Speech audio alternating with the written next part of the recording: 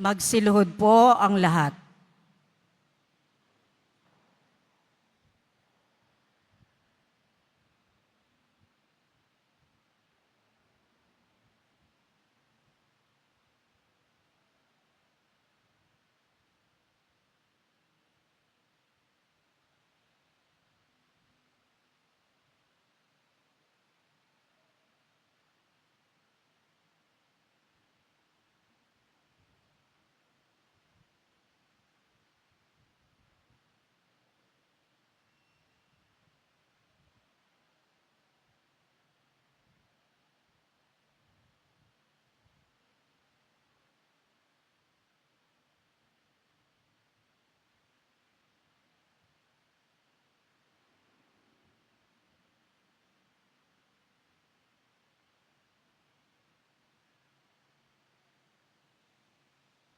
Magsitayo na po ang lahat.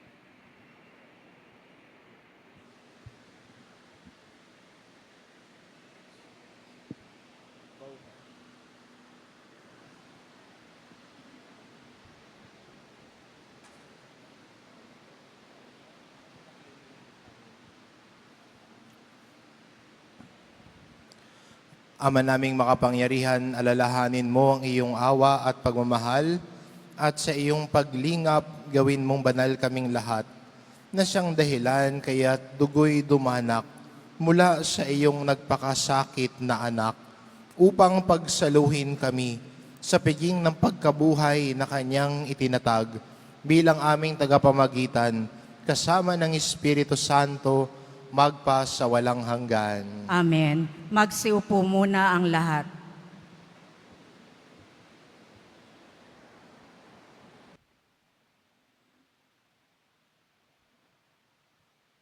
Pagbasa mula sa aklat ni Propeta Isaías.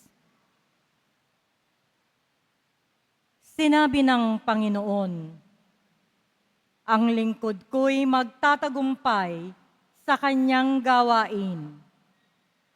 Mababantog siya at dadakilain. Marami ang nagitla nang siya'y makita. Dahil sa pagkabugbog sa kanya'y halos di makilala kung siya'y tao. Ngayoy marami rin ang mga bansang magugulantang, pati mga hari, pag siya'y nakita, ay matitigilan. Makikita nila ang di nabalita kahit na kailan, at mauunawa ang di pa narinig ni numan. Sagot ng mga tao, sino ang maniniwala sa ibinabalita naming ito? Sino ang makapagpapatunay na pinahihintulutan ito ng Panginoon? Kalooban ng Panginoon na ang kanyang lingkod ay matulad sa isang halamang natanim sa tuyong lupa, walang katangian o kagandahang makatawag pansin. Wala siyang taglay na pang-akit para lapitan siya.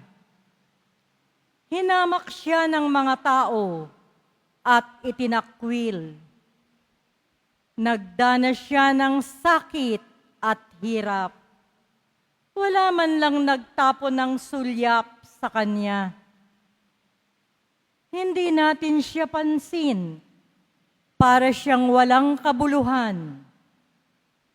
Tiniis niya ang hirap na tayo ang dapat magbata.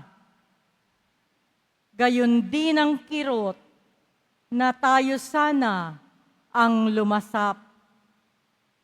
Akala natin ang dinanas niya'y parusa sa kanya ng Diyos.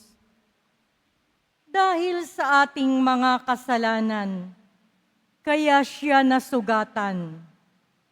Siya ay binugbog dahil sa ating kasamaan. Tayo ay gumaling dahil sa pahirap na tinamon niya at sa mga hampas na kanyang tinanggap. Tayong lahat ay parang mga tupang naligaw. Nagkanya-kanya tayo ng lakad. Ngunit inibig ng Panginoon na sa Kanya ipataw ang parusang tayo ang dapat tumanggap. Siya ay binugbog at pinahirapan, ngunit di tumutol kahit kamunti man. Tulad ay korderong hatid sa patayan. Parang mga tupang hindi tumututol kahit nagupitan. Ni hindi umimik kahit gaputok man. Nang siya'y hulihin, hatulan at dalhin sa dakong patayan. Wala mang nangahas na ipagsanggalang, wala man lang dumamay. Siya ay pinatay dahil sa sala ng sangkatauhan. Siya'y inilibing na kasama ng masasama at mayayaman. Bagaman wala siyang kasalanan o nagsabi man ng kasinungalingan. Sinabi ng Panginoon, ang kanyang paghihirap ay kalooban ko.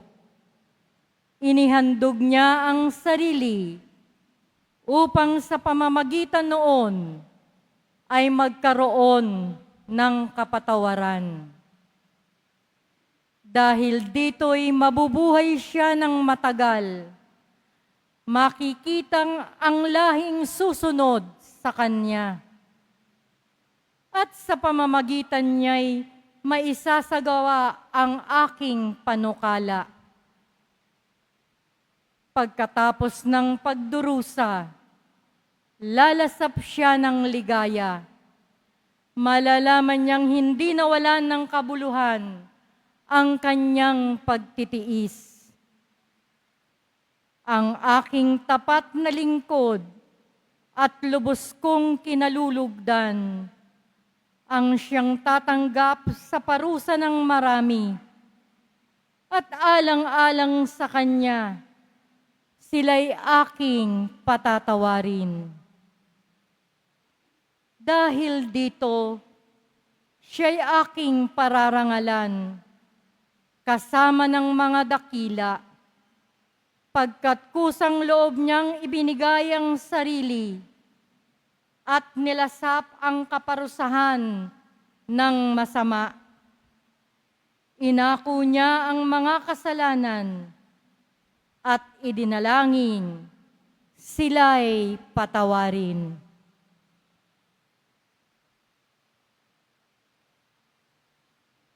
Ang salita ng Diyos. Salamat sa Diyos.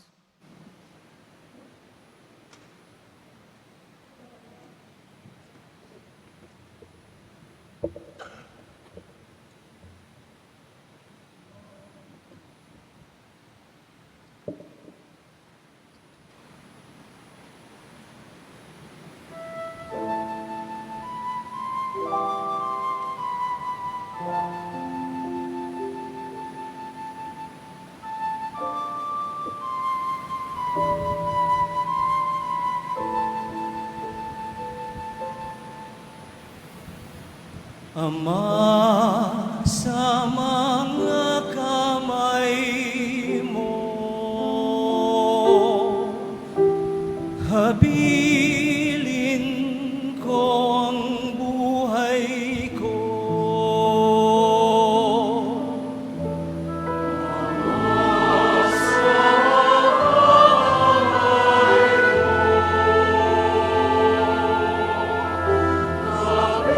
Habilin ko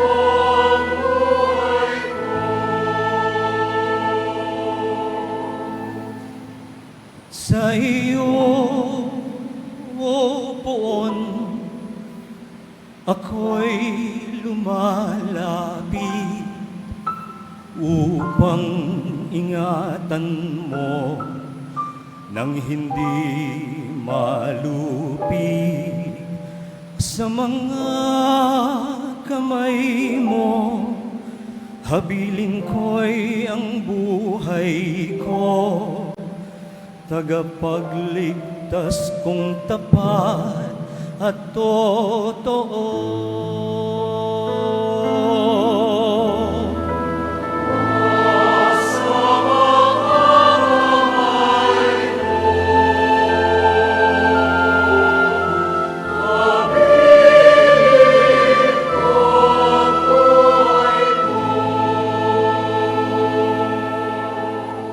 Lahat kong kaaway ay humahalakhak,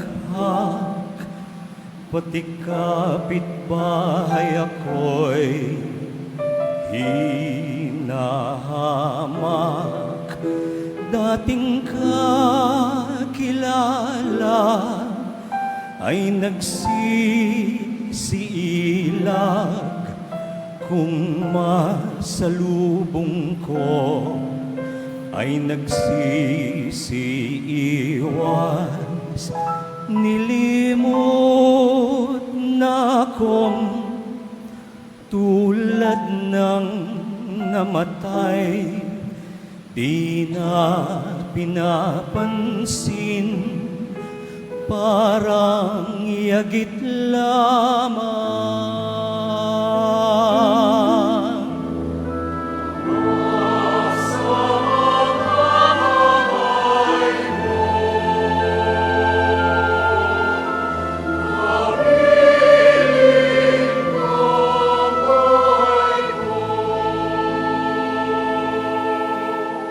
Subalit, o poon, ang aking tiwala ay nasa sa iyo, Diyos na dakila. Sa iyong kalinga umaasa ako. Laban sa kaway ay ipagtatanggol mo, at sa umuusig ng sinumang tao.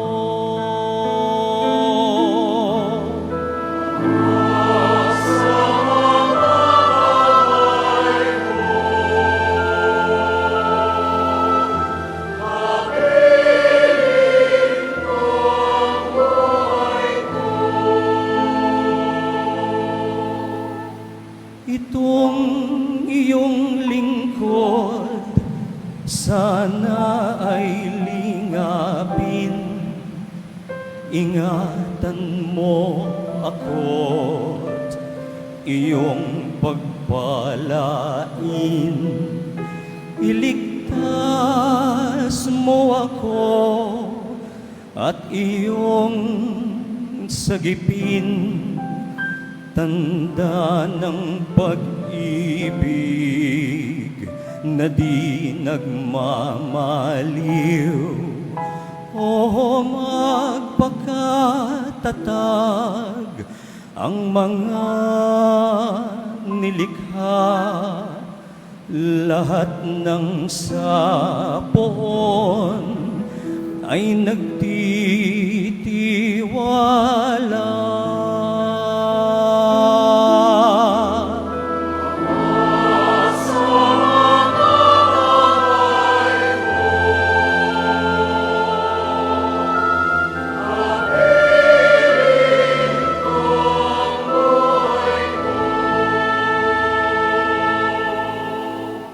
Ama, sa mga kamay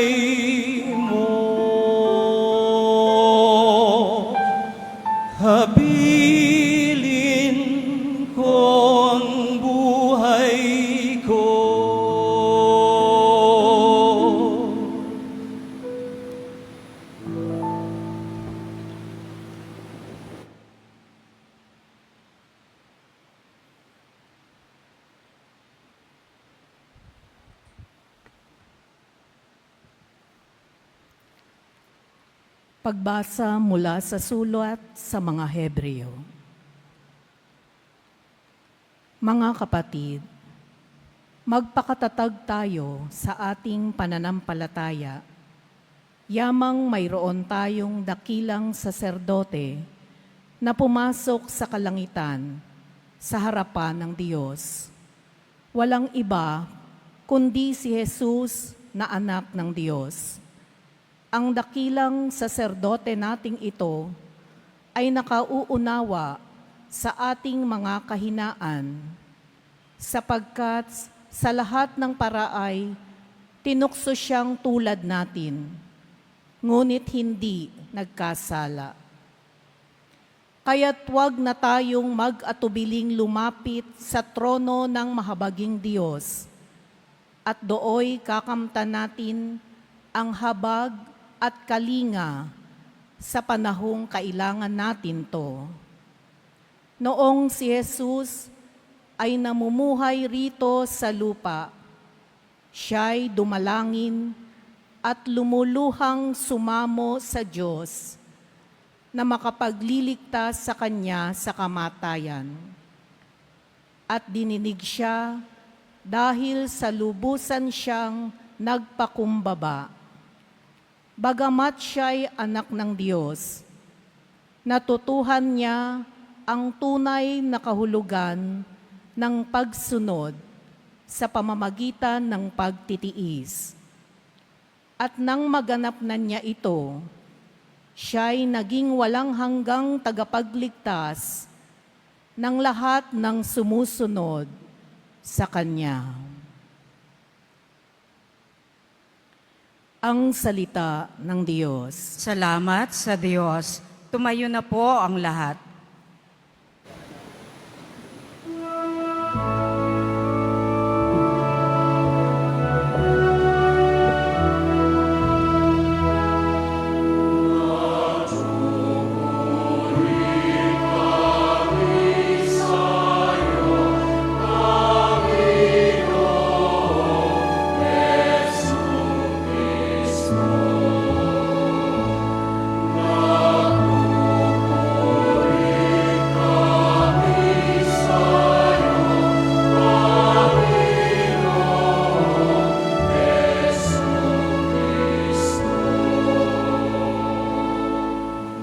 Masunuring Kristo Jesus, naghain ng buhay sa krus, kaya dinakila ng Diyos, binigyan ng ngalang tampok sa langit at sa singkong.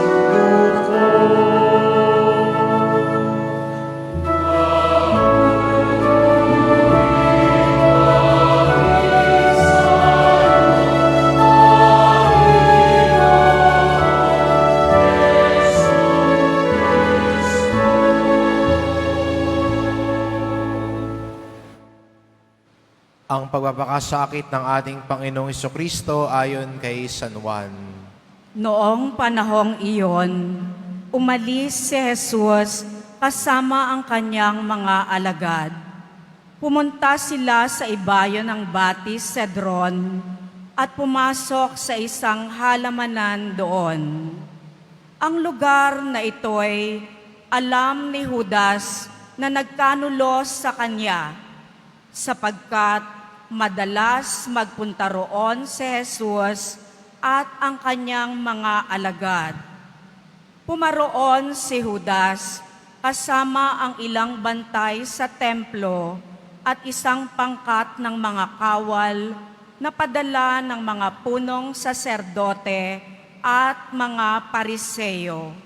May dala silang mga parol, sulo at sandata. Alam ni Jesus ang lahat ng mangyayari sa kanya, kaya't sila'y sinalubong niya at tinanong, Sino ang hinahanap ninyo? Tugon nila. Sinabi niya, Ako si Jesus. kaharap nila si Judas na nagkanulo sa kanya. Nang sabihin ni Jesus na siya nga, napaurong sila at nabuwal sa lupa. Muli siyang nagtanong, Sino nga ba ang hinahanap ninyo? sagot nila, Sinabi ko na sa inyong ako si Jesus. Kung ako ang hinahanap ninyo, hayaan ninyong umalis ang mga taong ito. wika niya. Sinabi niya ito upang matupad ang kanyang salita. Walang napahamak kahit isa sa mga ibinigay mo sa akin, Ama. Binunot ni Simon Pedro ang kanyang tabak at tinaga ang alipin ng pinakapunong saserdote. Natigpas ang kanang tainga ng aliping yaon na ang pangalay Malco. Sinabi ni Jesus kay Pedro, Isalong mo ang iyong tabak. Dapat kong inumin ang kalis ng paghihirap na ibinigay sa akin ng Ama. si Jesus ay dinakip at ginapos ng mga bantay na Hudyo at ng pangkat ng mga kawal sa pamumuno ng kanilang kapitan. Siya'y dinala muna kay Anas, na biyenan ni Caifas, na pinakapunong saserdote ng panahong yaon. Si Caifas ang nagpayo sa mga Hudyo na mas mabuti para sa kanila na isang tao lamang ang mamatay alang-alang sa bayan. Si Simon Pedro at ang isa pang alagad ay sumunod kay Jesus. Kilala ng pinakapunong saserdote ang alagad nito, kaya't nakapasok siyang kasama ni Jesus sa patio ng bahay ng pinakapunong saserdote. Naiwan naman si Pedro sa labas ng pintuan. Lumabas ang alagad na kilala ng pinakapunong saserdote. Kinausap ang dalagang nagbabantay sa pinto at pinapasok si Pedro. Si Pedro ay tinanong ng dalaga, Hindi ba't isa ka sa mga alagad ng taong iyan? Hindi. sagot ni Pedro, maginaw noon, kaya't nagpabaga ng uling ang mga alipin at mga bantay at tumayo sa paligid ng siga upang magpainit. Nakihalo si Pedro at nagpainit din. Si Jesus ay tinanong ng pinakapunong saserdote tungkol sa kanyang mga alagad at sa kanyang itinuturo. Sumagot si Jesus, Hayagan ako nagsasalita sa madla. Lagi ako nagtuturo sa mga sinagoga at sa templo ng mga Hudyo. Wala akong sinabing palihim. Bakit ako ang tinatanong ninyo? Ang tanungin ninyo'y ang mga nakarinig sa akin. Alam nila kung ano ang sinabi ko.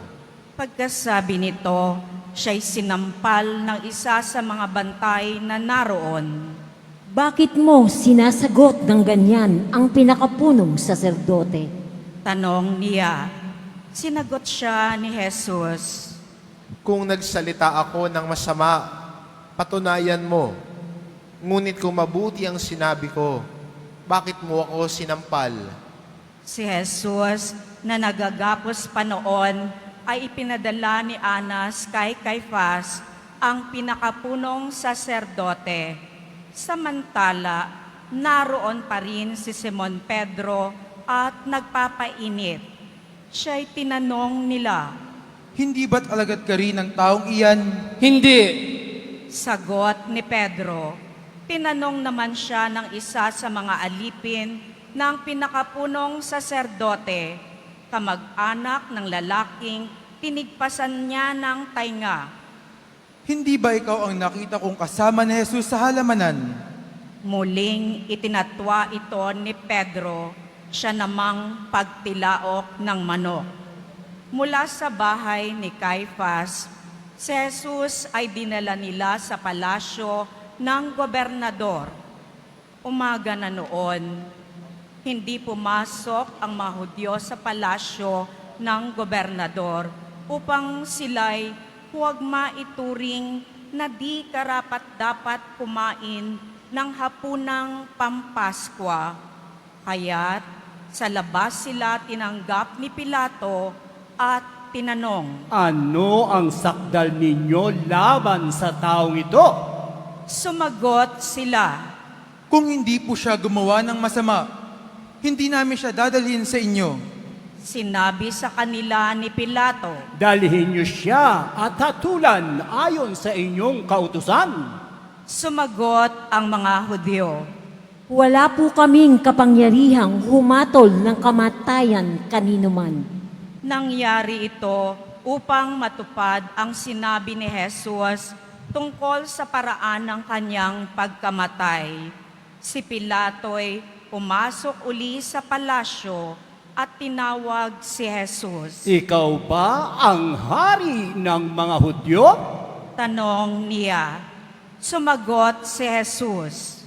Yan ba'y galing sa iyong sariling isipan o may nagsabi sa iyo? Ako ba'y Hudyo? Tanong ni Pilato. Ang mga kababayan mo at ang mga punong saserdote ang nagdala sa iyo rito. Ano ba ang ginawa mo? Sumagot si Jesus. Ang kaharian ko'y hindi sa sanlibutang ito. Kung sa sanlibutang ito ang aking kaharian, ipinakipaglaban sana ako ng aking mga tauhan at hindi na ipagkanulo sa mga Hudyo. Ngunit hindi sa sanlibutang ito ang aking kaharian. Kung gayon, isa kang hari? Sabi ni Pilato. Sumagot si Jesus. Kayo na ang nagsasabing ako'y hari. Ito ang dahilan kung bakit ako ipinanganak at naparito sa sanlibutan upang magsalita tungkol sa katotohanan. Nakikinig sa aking tinig ang sinumang nasa katotohanan. Ano ba ang katotohanan? Tanong ni Pilato. Pagkasabi nito, muling lumabas si Pilato at sinabi sa mga Hudyo, Wala akong makitang kasalanan sa taong ito. Ngunit ayon sa inyong kaugalian, dapat akong magpalaya ng isang bilanggo kung araw ng Paskwa. Ibig ba ninyong palayain ko ang hari ng mga Hudyo? sigaw nila. Si Barabas ay isang tulisan, kaya't ipinakuha ni Pilato si Jesus at ipinahagupit. Ang mga kawal ay kumuha ng halamang matinik, ginawang korona at ipinutong kay Jesus at sinuotan siya ng balabal na purpura. Isa't isa'y lumalapit sa kanya at ang wika, Buhay ang hari ng mga Hudyo. at siya'y pinagsasampal. Lumabas uli si Pilato at sinabi sa kanila, Ihaharap ko siya sa inyo upang malaman ninyo na wala akong makitang kasalanan niya. at inilabas si Jesus na may koronang tinik at balabal na purpura. Sinabi sa kanila ni Pilato, Narito ang tao. pagkakita sa kanya ng mga punong saserdote at ng mga bantay, sila'y sumigaw.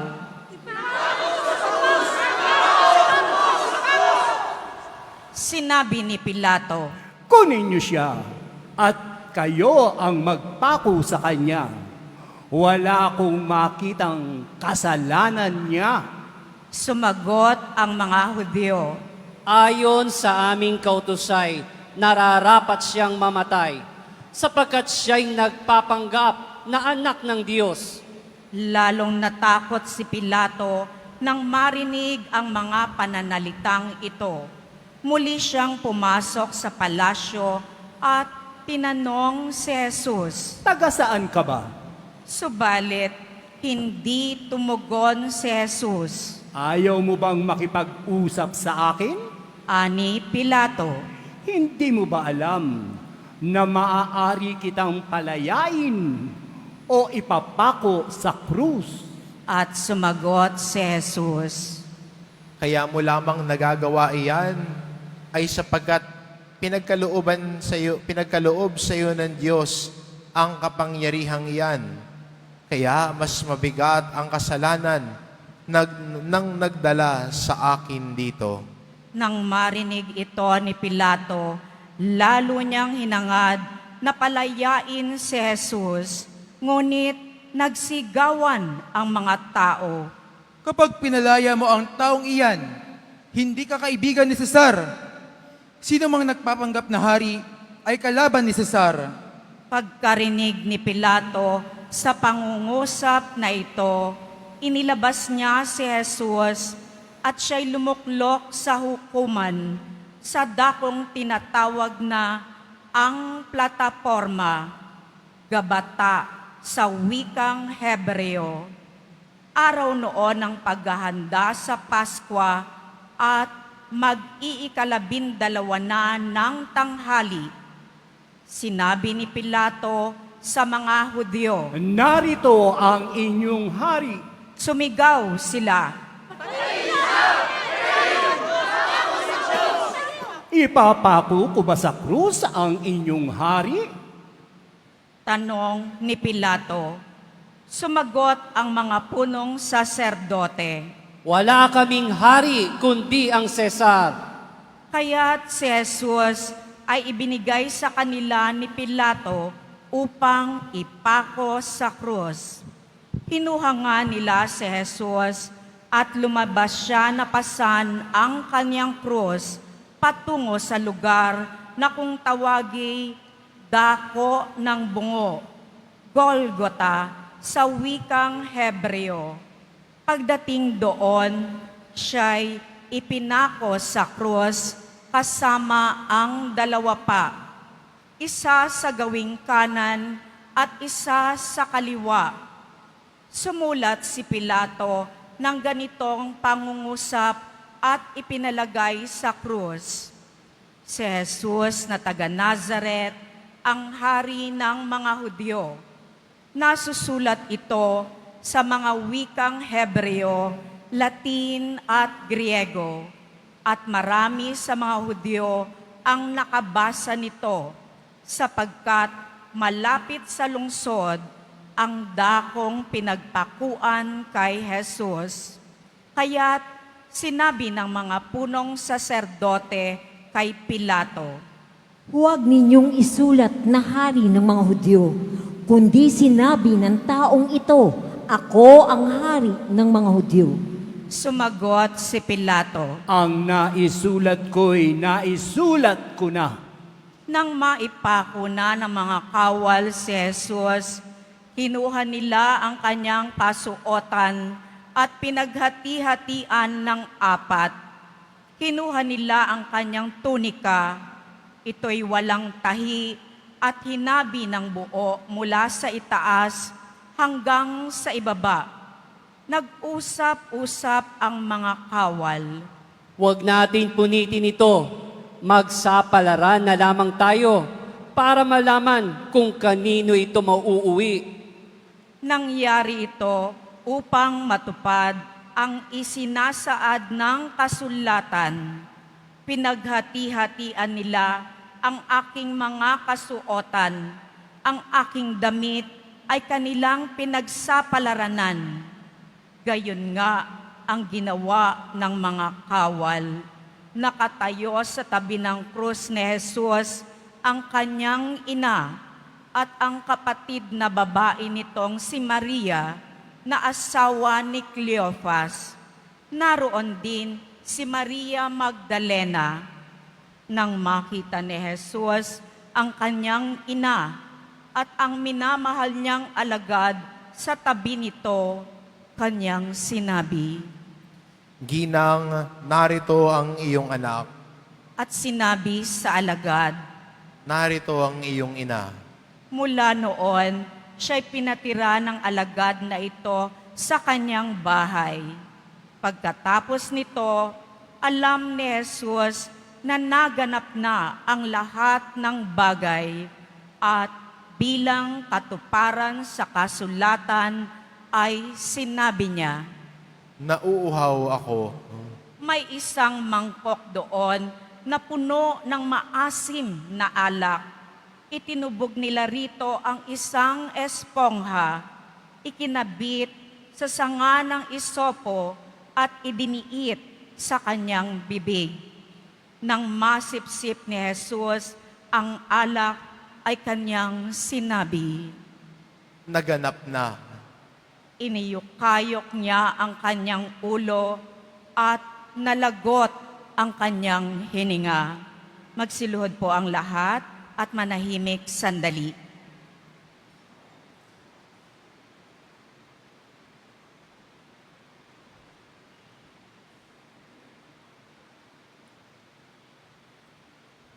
Magsitayo na po ang lahat. Nooy araw ng paghahanda at ayaw ng mga Hudyo na manatili sa krus ang mga bangkay sa araw ng pamamahinga sapagkat dakila ang araw ng pamamahingang ito. Kaya't hiniling nila kay Pilato na ipabali nito ang mga binti ng mga ipinako sa krus at alisin doon ang mga bangkay. Naparoon nga ang mga kawal at binali ang mga binti ng dalawang ipinakong kasabay ni Jesus. Ngunit pagdating nila kay Jesus at makitang patay na siya, hindi na nila binali ang kanyang binti. Subalit, inulos ng sibat ng isa sa mga kawal ang tagiliran ni Jesus at biglang dumaloy ang dugo at tubig. Ang nakakita nito ang nagpapatotoo, tunay ang kanyang patotoo at alam niyang katotohanan ang sinabi niya upang kayo'y maniwala. Nangyari ang mga ito upang matupad ang sinasabi ng kasulatan. Walang mababali isa man sa kanyang mga buto. At sinabi naman ng ibang bahagi ng kasulatan, pagmamasdan nila ang kanilang inulos. Pagkatapos nito, si Jose na taga Arimatea ay nagsadya kay Pilato upang humingi ng pahintulot na makuha ang bangkay ni Jesus. Si Jose ay isang alagad ni Jesus, ngunit palihim nga lamang dahil sa takot sa mga Hudyo. At pinahintulutan naman siya ni Pilato, kaya't kinuha ni Jose ang bangkay ni Jesus.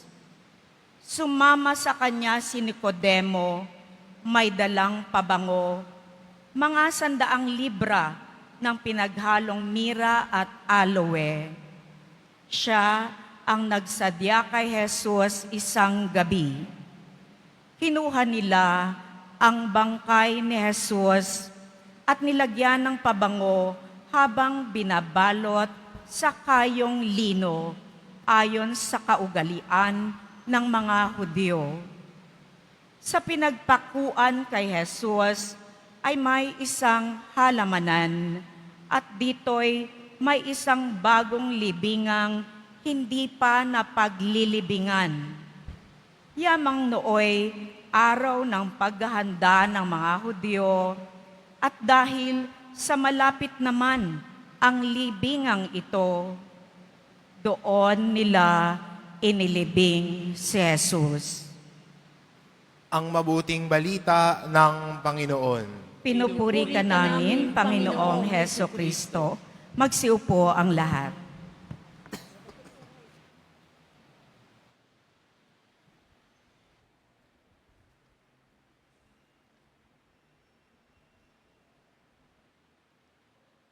Nang si Jesus ay paghagupitin, koronahan ng tinik, sa harap ng mga tao, sinabi ni Pilato, "Narito ang tao."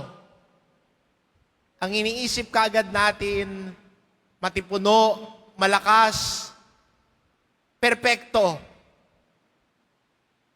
Siguro yung iba, pakiramdam nila hindi sila tao kung meron silang isang pimple. Ayaw lumabas, ayaw magpakita, takot na takot. Problemadong problemado. Paano ko lalabas? May pimple ako sa ilong. Pakiramdam mo, hindi ka na tao.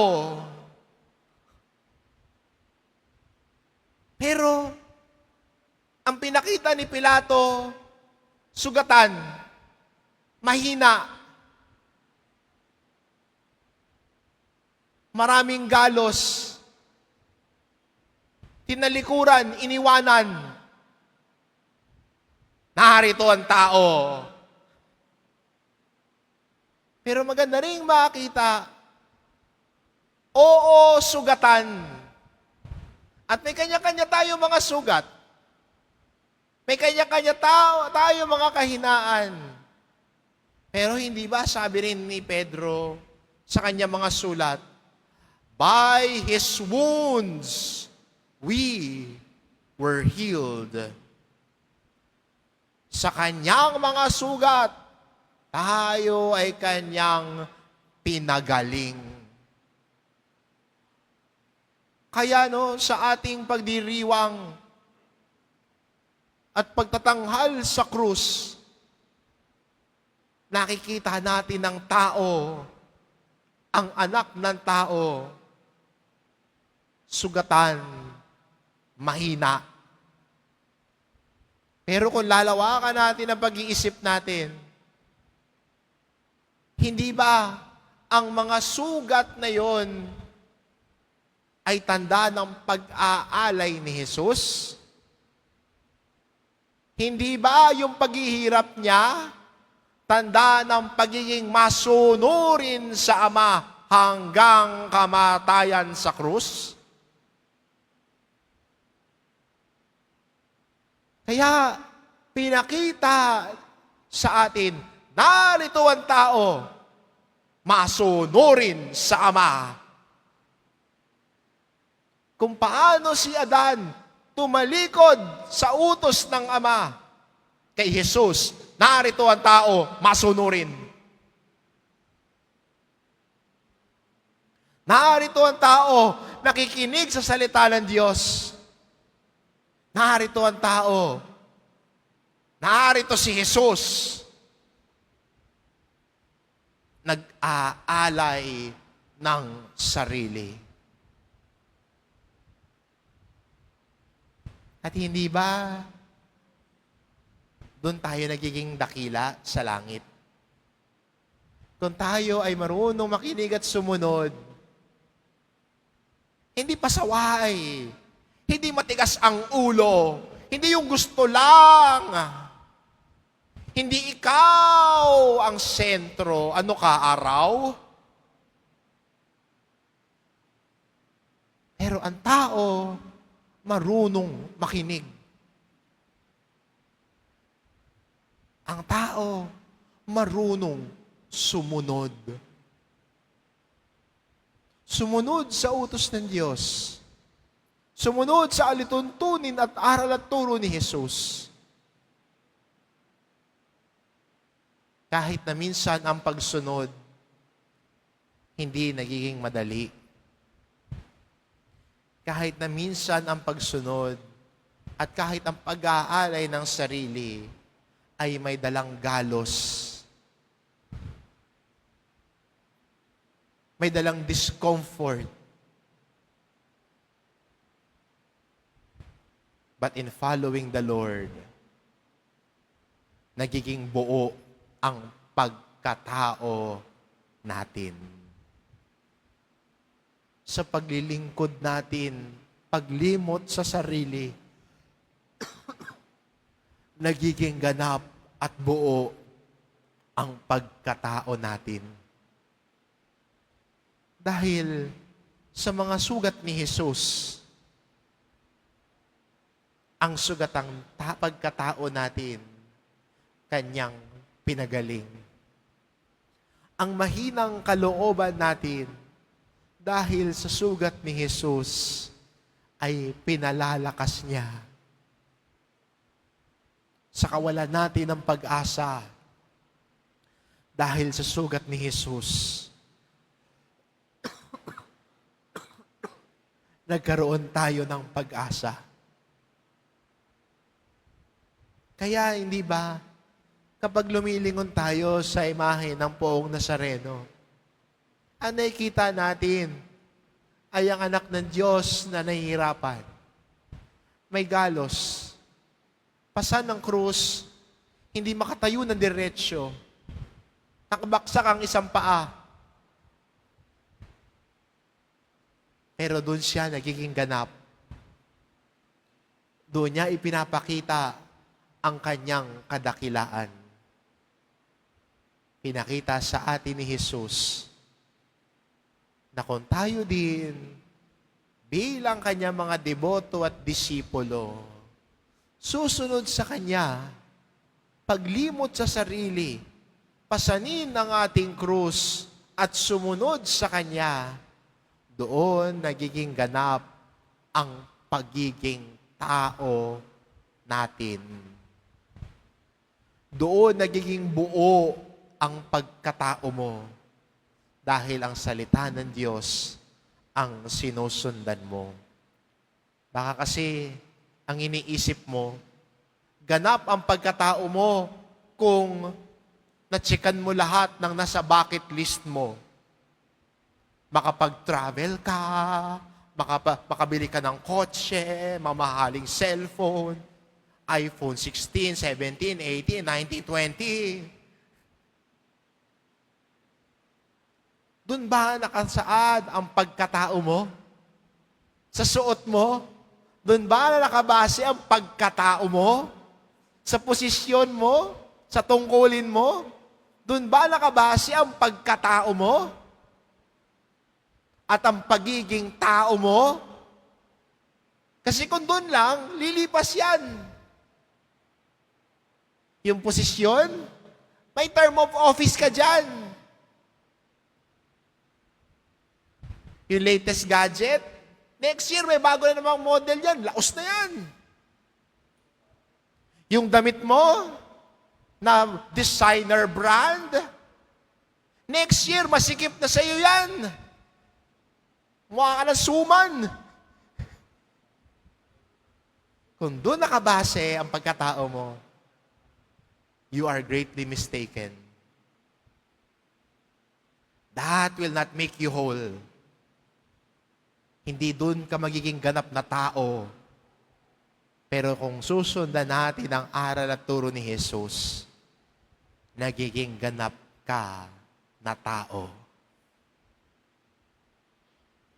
Kung hahayaan mo na hilumin ni Jesus ang mga sugat mo, kung hahayaan mo na gabayan ka ni Jesus, sundan ang kanyang mga halimbawa, kahit sa krus na ating itatanghal, pinapakita sa atin na ang krus lamang ay paraan ng pagbibigay ng sarili ni Jesus, kanyang buong buhay para sa atin, nang tayo ay magkaroon ng buhay.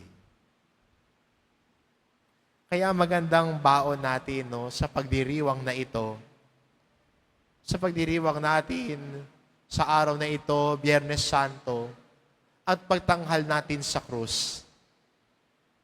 Masdan ang tao, masdan si Jesus. May sugat. Sa paningin natin mahina, pero doon siya nagiging mas malakas. May tanga na krus at nahihirapan. May sugat. Pero sa kanyang mga sugat, tayo ay kanyang pinagaling. Sa pagbibigay niya ng buhay niya, tayo ay nagkaroon ng buhay. Sa pagpasa niya ng krus, iniimbitahan din niya tayo maging masunurin sa Ama, limutin ang sarili, pasanin ang ating krus, at sundan siya. Amen. Tumayo na po ang lahat.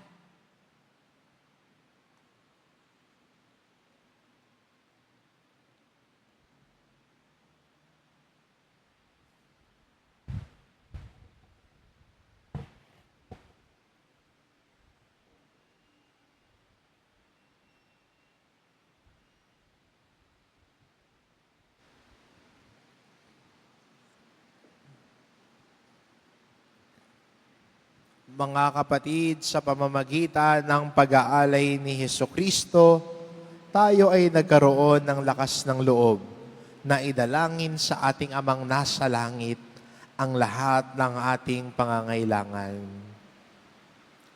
Para sa banal na simbahan, idalangin natin, mga mahal kong kapatid, ang banal na sambayanan ng Diyos sa buong daigdig upang pagkalooban ng kapayapaan at pagkupkop, pagkakaisa at pagtataguyod ang mga kaanib nito sa sansinukob at upang tayo'y bigyan ng pamumuhay na matiwasay para makasamba tayo sa Diyos Ama nating makapangyarihan. Magsiluhod ang lahat at tahimik na manalangin.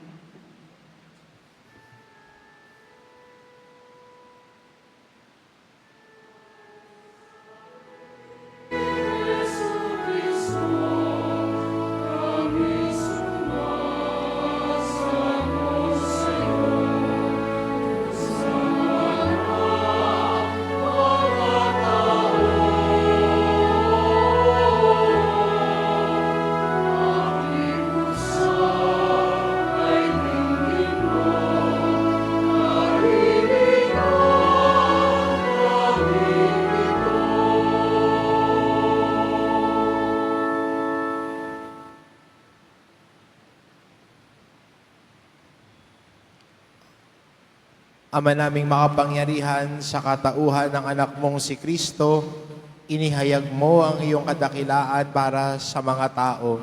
Lingapin mo ang iyong mga ginawa dahil sa pag-ibig upang ang iyong sambayanang laganap sa buong daigdig ay mamalaging matatag sa pananampalatayang iyong bigay para sambahin ang banal mong ngalan sa pamamagitan ni Hesukristo kasama ng Espiritu Santo magpa sa walang hanggan. Amen. Magsitayo na po ang lahat.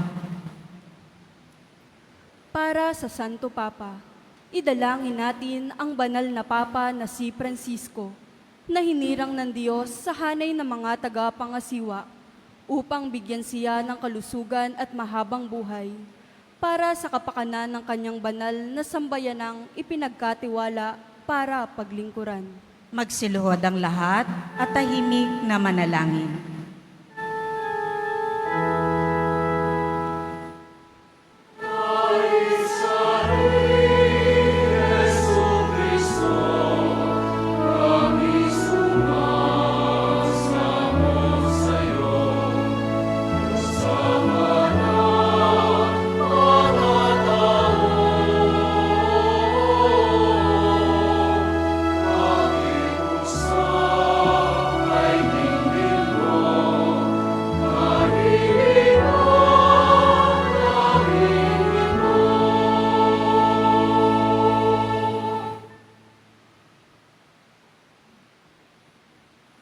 Ama naming makapangyarihan, sa iyong kapasyahan, umiira lang sanlibutan.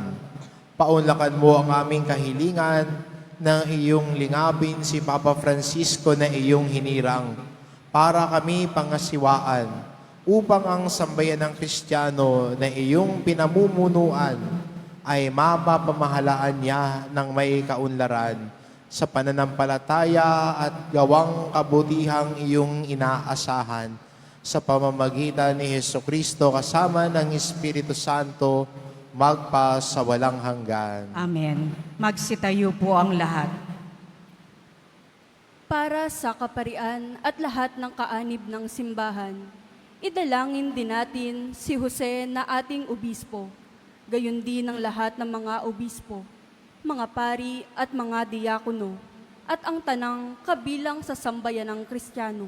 Magsiluhod ang lahat at tahimik na manalangin.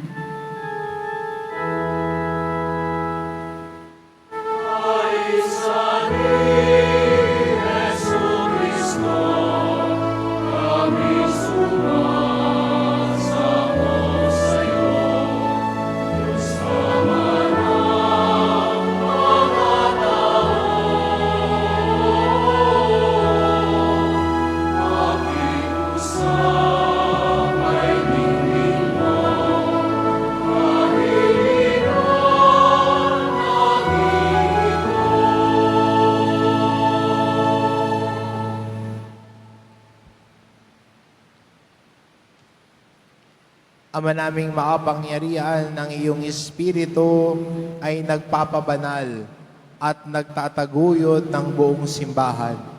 Dinggin mo ang aming pagluhog para sa iyong mga tagapaglingkod, upang mapaglingkuran kan matapat sa tulong ng iyong kagandahang loob, sa pamamagitan ni Hesukristo, kasama ng Espiritu Santo, magpa sa walang hanggan. Amen. Magsitayo ang lahat. Para sa mga inihahandang tao sa pagbibinyag, idalangin din natin ang mga inihahandang tao sa pagbibinyag upang ang kanilang kalooban ay makatugon sa pagtawag ng Diyos Ama nating makapangyarihan para sa tubig ng binyag, sila'y muling maisilang sa ikapagpapatawad ng lahat ng kasalanan at sa ipagkakamit ng pakikisalo kay Jesus na poong mahal. Magsiluhod ang lahat at tahimik na manalangin.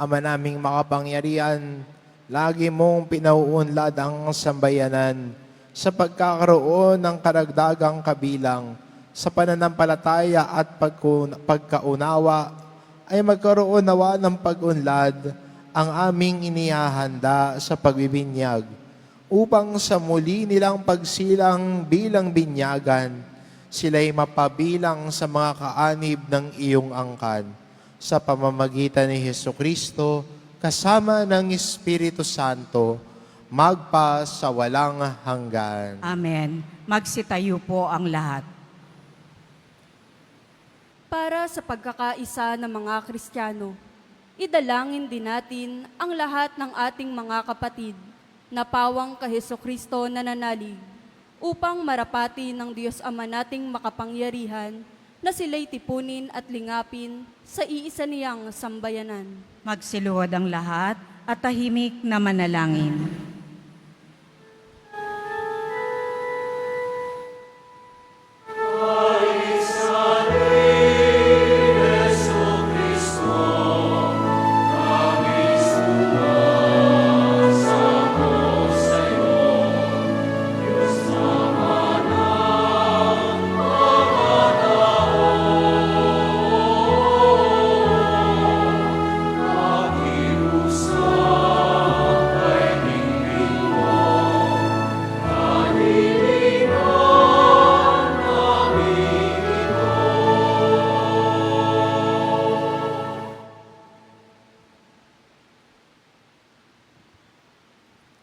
Ama naming makapangyarihan, tinipon mo ang mga nawalay at tinatangkilik mo ang mga nagkakatipon sa iyong sambayanan. Lingapin mo ang mga kabilang sa kawan ng iyong anak na sa iyo itinalaga sa buklod ng iisang binyag upang sila'y makabuklod sa buong pananalig at sila'y magkapisan sa buklod ng pag-ibig sa pamamagitan ni Hesukristo kasama ng Espiritu Santo magpa sa walang hanggan. Amen. Magsitayo po ang lahat. Para sa mga Hudyo, idalangin din natin ang mga Hudyo na unang pinagpahayagan ng Diyos na totoo upang ipagkaloob niyang sa pag-ibig sa kanyang ngalan, sila ay umunlad sa pagiging matapat sa kanyang tipan. Magsiluhod ang lahat at tahimik na manalangin.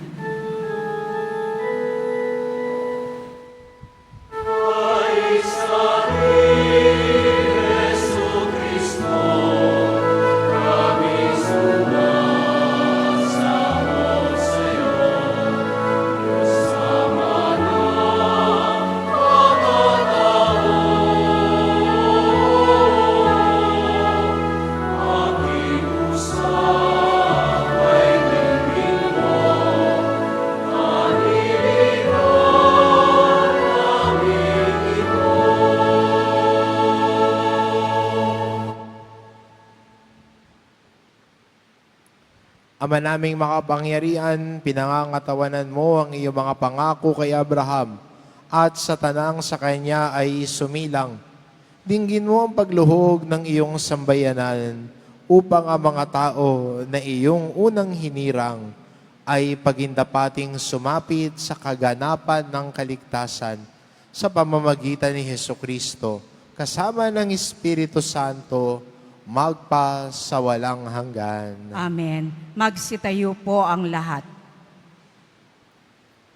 Para sa mga di sumasampalataya kay Kristo, idalangin din natin ang tanang hindi pa sumasampalataya kay Kristo upang tahakin nila ang landas ng kaligtasan na nililiwanagan ng Espiritu Santo.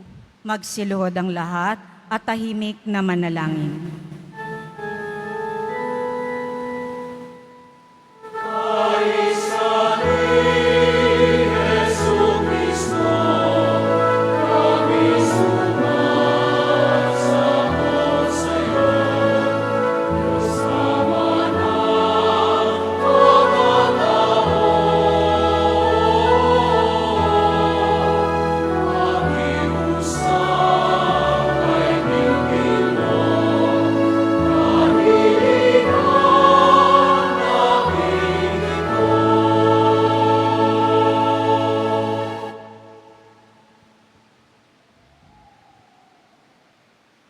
Ama naming makapangyarihan, gawin mong ang mga hindi pa nananalig sa iyong anak ay makatuklas sa katotohanan sa pamumuhay nilang wagas at kaming sa pag-ibig mo ay laging umunlad sa pagmamalasakit sa tanang sa iyo'y humaharap at maging mga saksing mapapaniwalaan ng iyong dakilang pag-ibig sa sanlibutan sa pamamagitan ni Hesukristo kasama ng Espiritu Santo magpa sa walang hanggan. Amen. Magsitayo po ang lahat.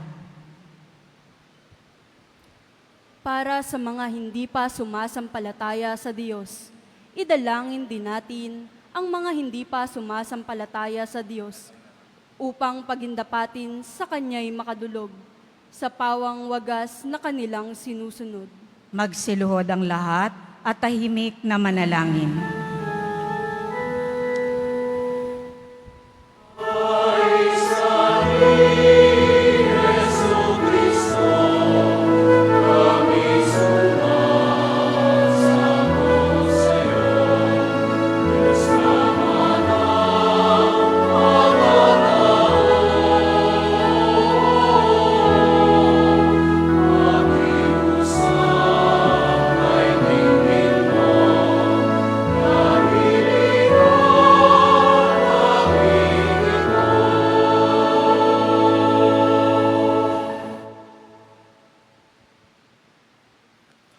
Ama naming makapangyarihan, nilikha mo ang lahat ng mga tao upang lagi kang hanapin at pag matatagpuan kay masisiyahang walang maliw. Ipagkaloob mong kaming mga may di ka nais-nais na balakid, mabanaagan pa rin ng tanan ang mga pahiwatig ng iyong pag-ibig at matanggap nila ang mga gawang kabutihan na mga sumasampalatayang bilang kaakit-akit na katibayan na ikaw ang Diyos na totoo at amang aming pinananaligan sa pamamagitan ni Jesucristo kasama ng Espiritu Santo magpa sa walang hanggan. Amen. Magsitayo ang lahat. Para sa mga umuugit sa pamahalaan, idalangin din natin ang mga may tungkuling maglingkod sa bayan at umuugit sa ating pamahalaan upang ang kalooban nila ay itaguyod ng amang may kapal, alinsunod sa kanyang kinalulugdan, sa ipagkakamit ng kapayapaan at kalayaan ng tanan. Magsiluhod ang lahat at tahimik na manalangin.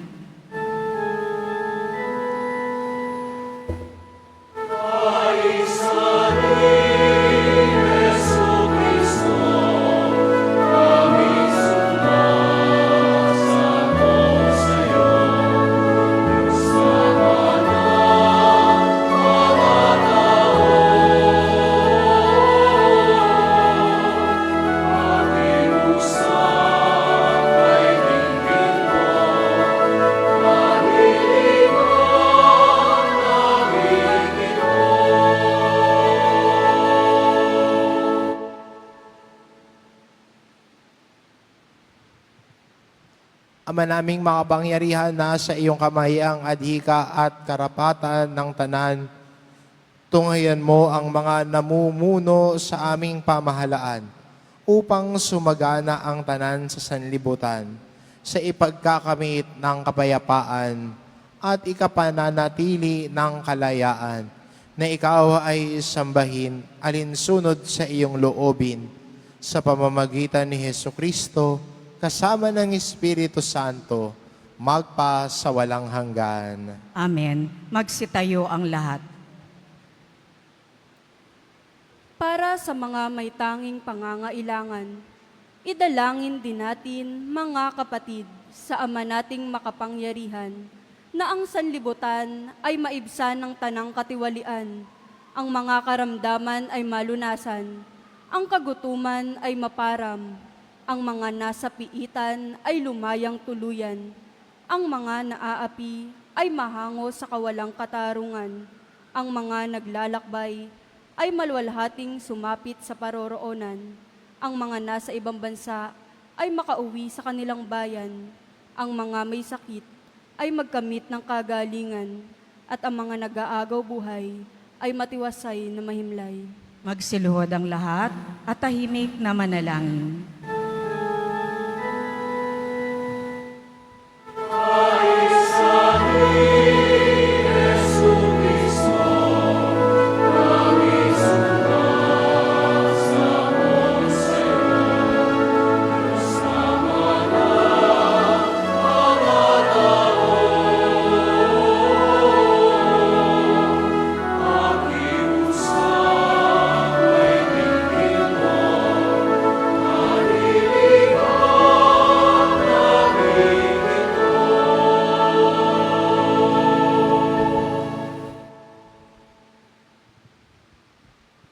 Ama naming makapangyarihan, binubuhayan mo ng loob ang mga nasa kapighatian, pinatatag mo ang mga may mabigat na pinapasan.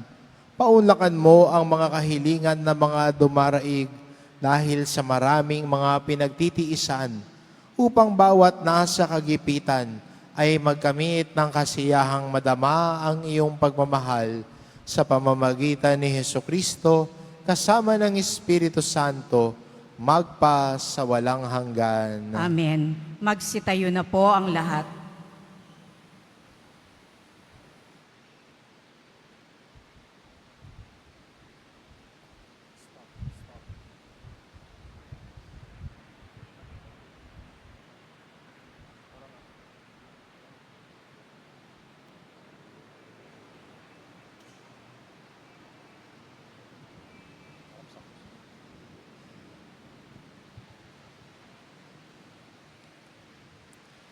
Mga kapatid, ating parangalan ng krus ng ating Panginoon. Sa krus dumaloy ang kanyang dugo.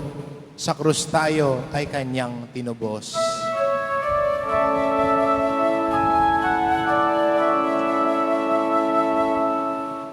Sa kahoy ng krus na banal, si Jesus na poong mahal, nalupig ang kamatayan,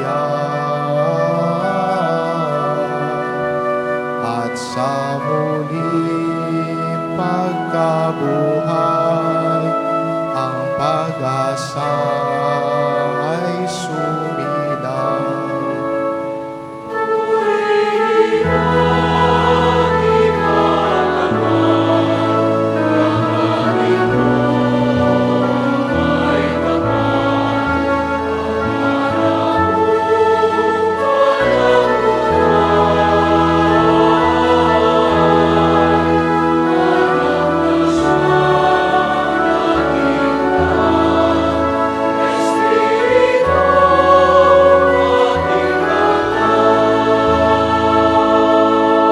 Magsiluhod ang lahat.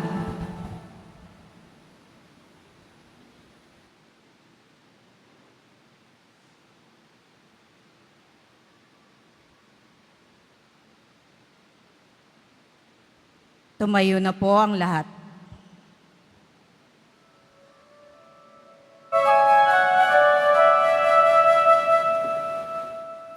Sa kahoy ng krus na banal, si Jesus na poong mahal, nalupig ang kamatayan,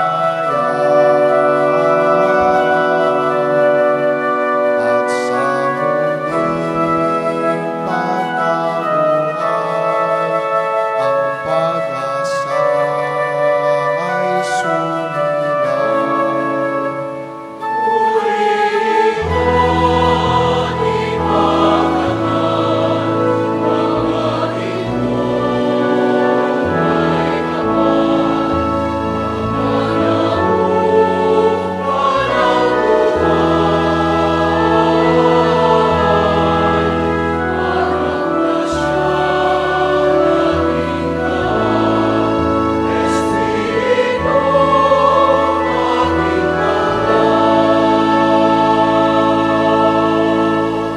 Magsiluhod po ang lahat.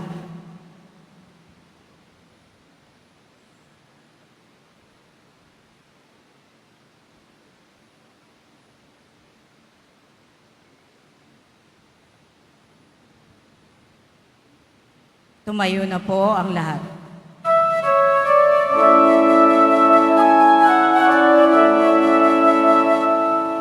Sa kahoy ng krus na banal, si Jesus na poong mahal,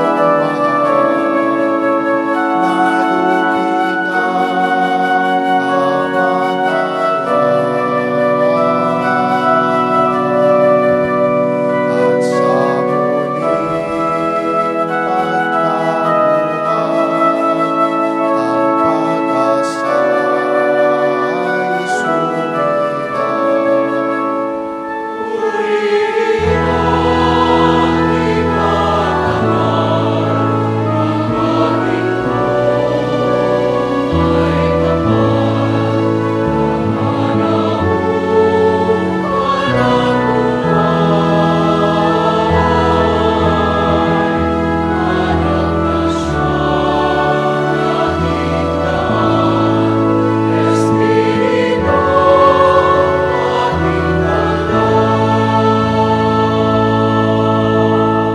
Lumuhod po ang lahat.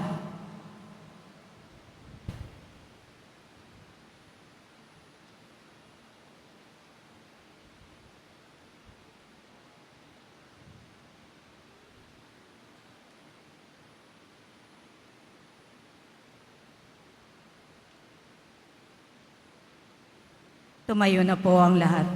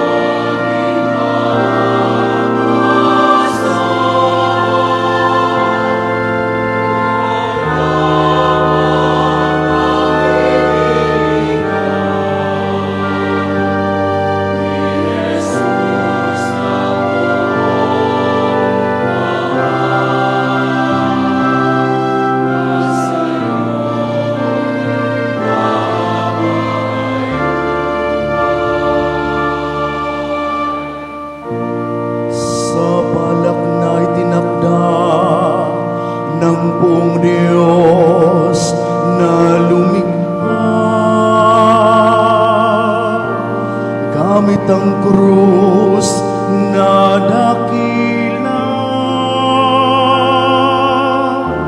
sangayon sa panukala na tayo ay mapalaya.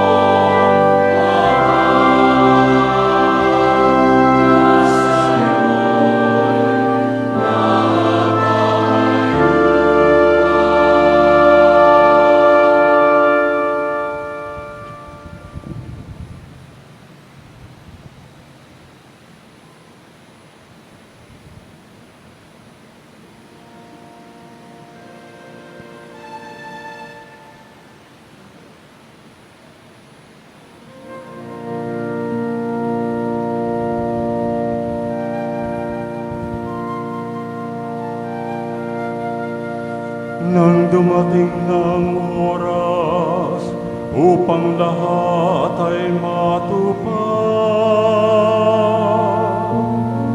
naging tao ang Diyos Ama, iniluwal ang Mesiyas ng Birhen sa paliwanag.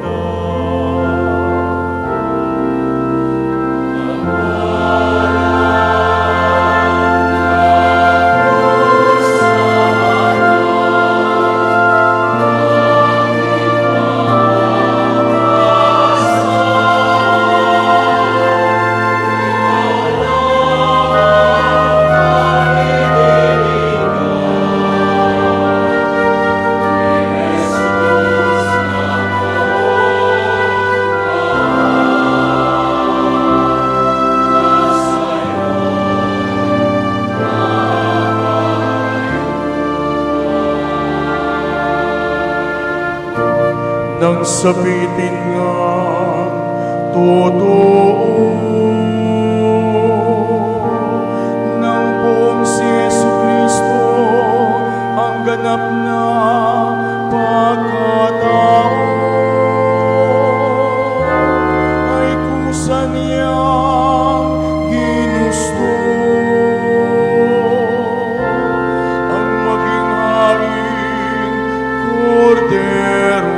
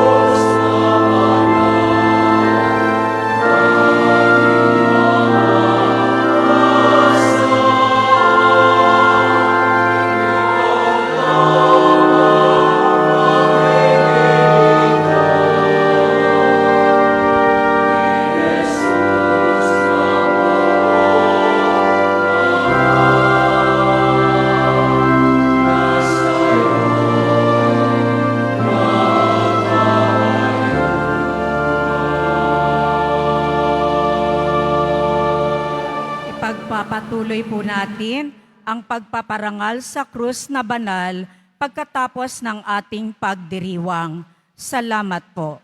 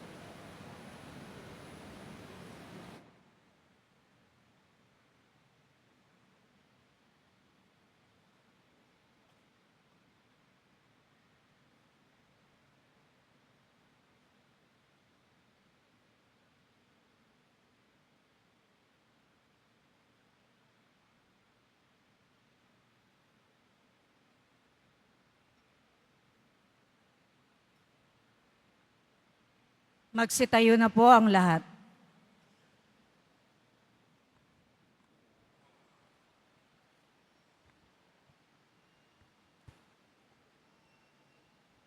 Sa tagubilin ng mga nakagagaling na utos at turo ni Jesus na Panginoon natin at Diyos, ipahayag po natin ng lakas loob.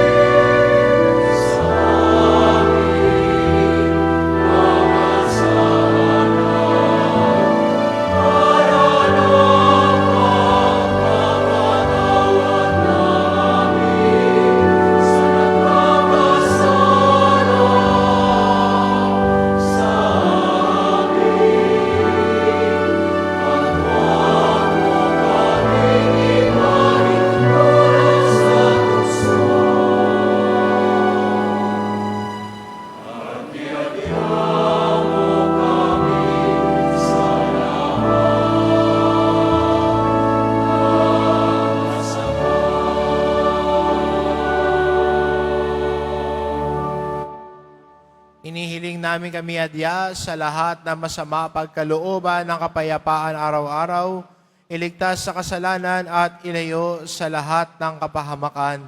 Samantalang aming pinananabikan ang dakilang araw ng pagpapahayag ng tagapagligtas naming si Hesu Kristo. Sapagkat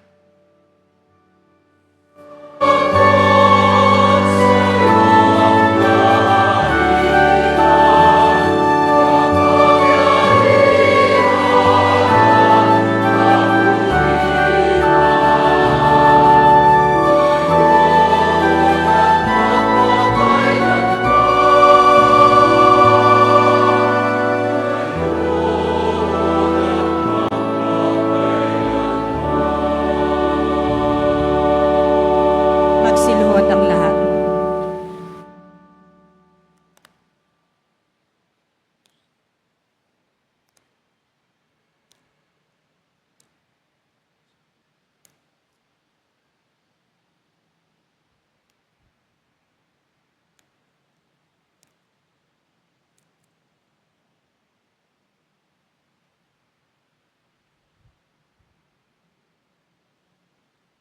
Ito ang kordero ng Diyos, ito nag-aalis ng kasalanan ng sanlibutan, mapalad ang mga inaanyayahan sa kanyang piging. Panginoon, hindi ako karapat-dapat na magpatuloy sa iyo, ngunit sa isang salita mo lamang ay gagaling na ako.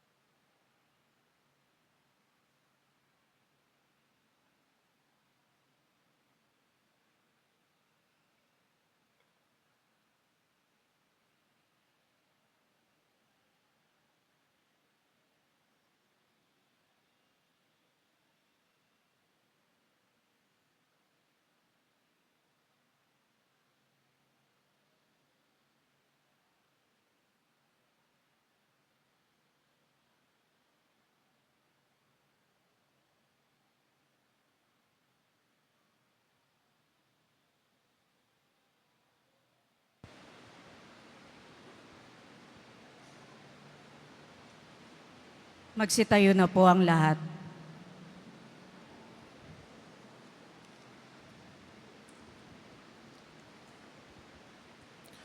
Manalangin tayo. Ama naming mapagmahal, pinapakinabang mo kami sa banal na pagkamatay at pagkabuhay ni Kristo. Panatilihin mo sa amin ang ginaganap ng iyong dakilang pag-ibig upang kami makapamuhay ng matapat sa pakikisalo sa dulot mong pagdiligtas sa pamamagitan ni Hesukristo kasama ng Espiritu Santo magpa sa walang hanggan. Amen. Pagkatapos ng pagdiriwang ay tutungo po tayo sa prosesyon ng paglilibing o prosesyon ng Santo Entierro at ganun din po ay bibigyang pagkakataon din po ang iba na makabigay parangal at pagtanghal sa krus na banal. Kaya po, paglabas po ng prosesyon ng Santo Entierro, ay pipila po tayo sa gitna, galing po sa likod. Wala pong express lane. No? Sa likod po manggagaling ang pila at lahat naman po ay makakahalik sa krus na banal. You just have to wait for your turn. Okay? At kung susunod po tayo, magiging maayos ang pagdaloy ng ating mga pahalik.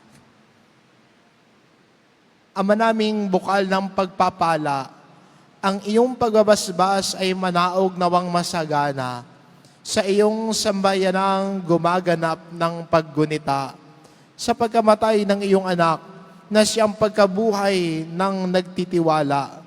Ang iyong pagpapatawad ay sumapit nawa sa tanan. Ang iyong pakikisamang maaasahan ay iyong ibigay. Ang pananampalatayang banal naway maging matibay. Ang kaligtasang walang maliw ay patatagin mong lubusan sa pamamagitan ni Hesukristo kasama ng Espiritu Santo magpa sa walang hanggan. Amen.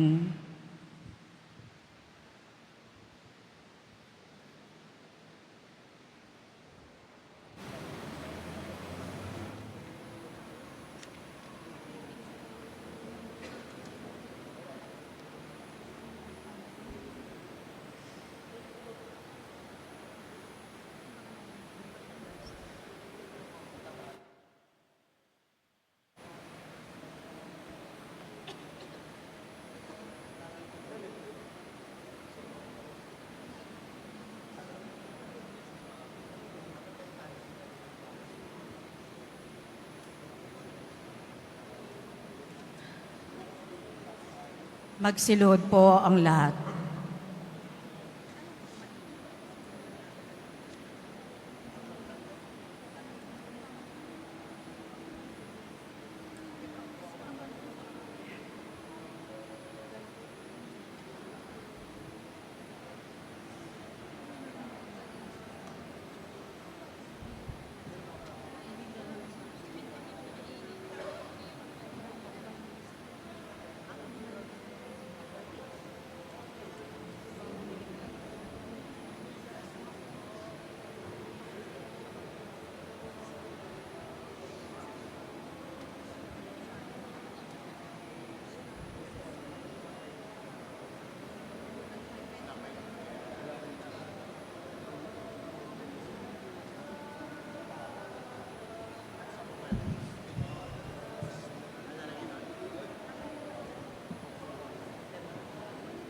Magsiluhod po ang lahat.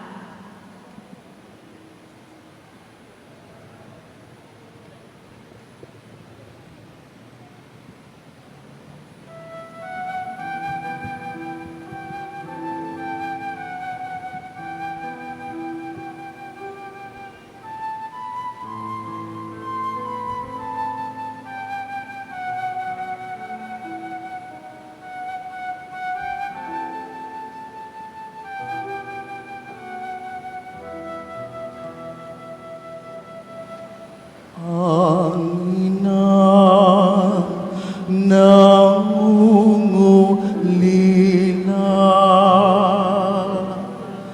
sa anak niyang nagdurusa. sa tabi ng krus. Ang puso niya'y nasugatan, sa talim pinaglagusan,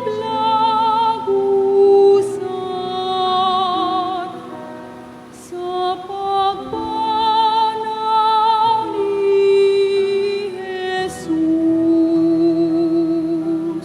Sa lungkot, tigib ng luha, ang babaeng pinagpala na ina ng Diyos Anak. Puspos ng kapigatihan, ang inang maaasahan ng kanyang nililingan. Sinong hindi maawa sa inang luha ng luha, sa anak niyang namatay?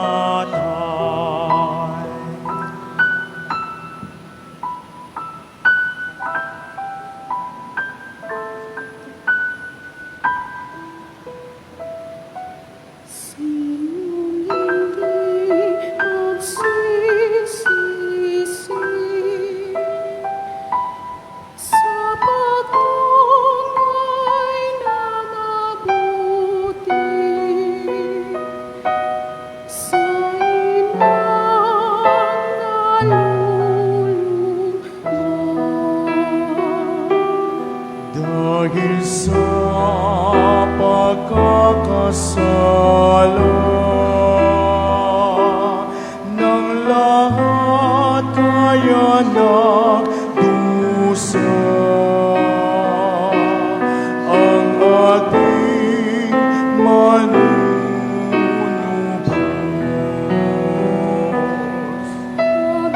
Pag-ako'y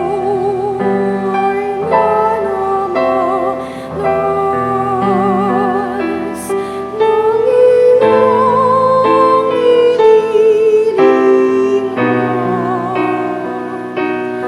ng mahal niyang si Jesus. Ina naming iniibig, karamay kami sa hapis, sa pagpanaw ni Jesus. Puso namin umarapan sa nangay mong kalungkutan,